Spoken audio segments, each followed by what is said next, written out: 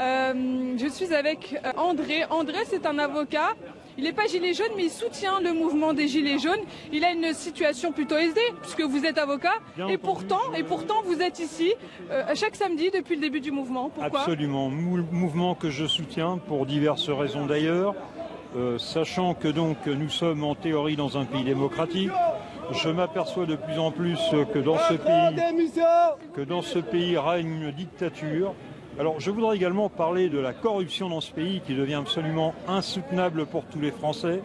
La corruption, ça veut dire tout simplement l'évasion fiscale, ça veut dire tous les privilèges. Donc beaucoup de gens au niveau du gouvernement, ce sont des gens qui sont beaucoup et pour beaucoup corrompus. Donc c'est complètement inadmissible dans un pays comme la France. Je voudrais également parler de la justice qui est vraiment une justice à deux vitesses, à savoir que tous ces gens, tous ces élus qui ont volé le peuple n'ont absolument subi actuellement que des condamnations très très légères. Des exemples, on peut les citer. On prend Monsieur Fillon par exemple, c'est flagrant, il a volé le peuple. Ce monsieur est toujours en liberté. Apparemment tout va bien pour lui. On prendra un exemple comme Cahuzac. Franchement, ministre du budget, ce monsieur s'est permis d'avoir un compte à l'étranger. Ce monsieur a été très très peu condamné en fait. Et des exemples comme ça, il y en a des tas. On voit un ancien ministre comme monsieur Fabius sans contaminer. Ce monsieur, pas de souci, tout va bien pour lui. Sarkozy, alors là j'en parle même pas, Sarkozy, il se permet de déclarer des guerres, de détruire des populations entières, uniquement pour son intérêt personnel. On fait traîner le procès alors que tout le monde sait pertinemment bien que la Libye a financé sa campagne électorale, et on s'aperçoit que franchement... Vous me dites que c'est tout le système politique qui est...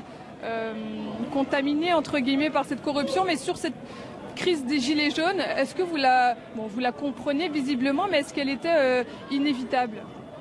Elle était inévitable, absolument. On est en train d'inventer un tas de taxes. Depuis que M. Macron est arrivé au pouvoir, c'est taxe sur taxe, sous le couvert d'un tas de choses en fait.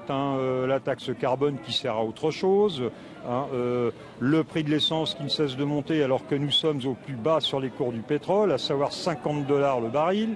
On devrait aujourd'hui payer l'essence en France 80 centimes.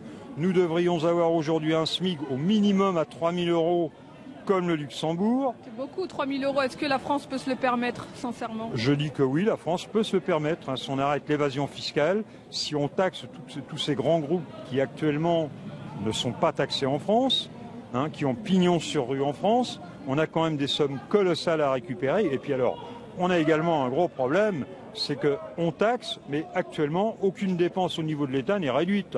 On continue à mener la grande vie, on a des tas de gens qui ne servent à rien. Moi, je considère que le Sénat actuellement ne sert absolument à rien, ça nous coûte une fortune. Donc, je considère qu'il est normal que les Gilets jaunes aient lancé ce mouvement, et je les soutiens de tout mon cœur. Eh bien, ce sera le mot de la fin. Merci André pour ce témoignage. Je vous remercie beaucoup de m'avoir accordé cette interview en fait. Merci beaucoup.